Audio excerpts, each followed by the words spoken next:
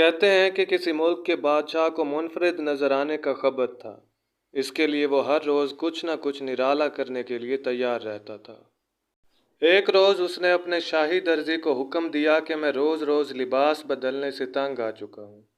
مجھے کوئی ایسا لباس بنا کر دو جو روزانہ کچھ نیا بن جائے، ایسا لباس جو کسی کے پاس نہ ہو، اور اگر تم ایسا نہ کر سکے تو تمہاری گردن اڑا دی جائے گی۔ ایسا لباس نہ بننا تھا نہ بنا۔ آخر بادشاہ کا بلاوا آ گیا۔ درزی نے اپنی زندگی کی آخری بازی کھیلنے کا فیصلہ کر لیا۔ جان تو ویسے بھی جانا ہی تھی، اس نے سوچا کچھ چالاکی کر کے آخری کوشش کیوں نہ کی جائے۔ یہی سوچ کر وہ ایک مرصع صندوق لے کر بادشاہ کی خدمت میں حاضر ہوا اور عرض کیا کہ لباس تیار ہے، بس حضور یہ احتیاط فرمائیں کہ اس کو غسل کے بعد اکیلے میں زیب تن فرمائیں۔ ایسا لباس دنیا میں ایک ہی ہے، اس کی خوبیاں بے شمار ہیں۔ آخری خوبی اس کی یہ ہے کہ یہ لباس صرف عقل مند اور دور اندیش بندے کو ہی نظر آئے گا، کسی عقل کے اندھے کو اس لباس کا ایک دھاگا بھی دکھائی نہ دے گا۔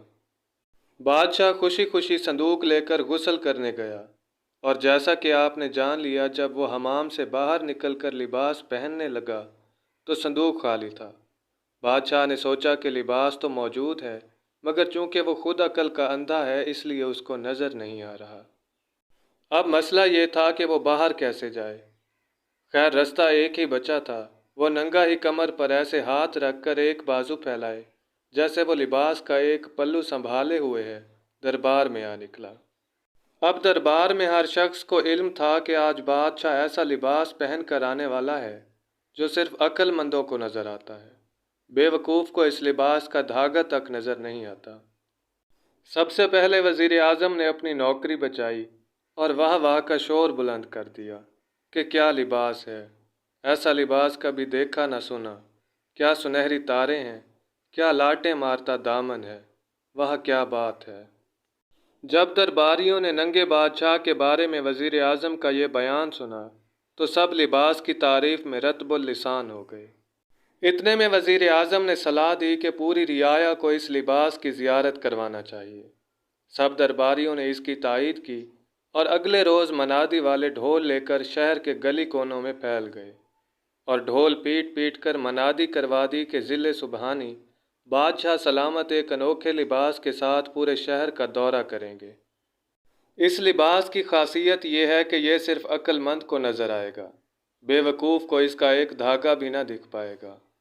اگلے روز کے سورج نے وہ انوکھا لباس تو نہ دیکھا کہ سورج بھی مہا مورکھ تھا، مگر اس نے اپنی زندگی کا انوکھا منظر ضرور دیکھا کہ ایک بادشاہ ننگا گھوڑے پر سوار، ایک ہاتھ ہوا میں ایسے اٹھائے جیسے لباس کا پلو پکڑے ہوئے ہے، چلا جا رہا ہے، اور اس کے پہلو میں سینکڑوں چاپلوس درباری چلے آ رہے ہیں، اور رعایا سڑکوں کے کنارے کھڑی بادشاہ پر پھول برسا رہی ہے۔ ہر کوئی اس ان دیکھے لباس کو دیکھ کر واہ واہ کر رہا ہے۔ کوئی شخص بھی دوسروں کو یہ بتانے کو تیار نہیں کہ اسے لباس نظر نہیں آ رہا، کیونکہ اسے ڈر ہے کہ اس کو بے وقوف سمجھ لیا جائے گا۔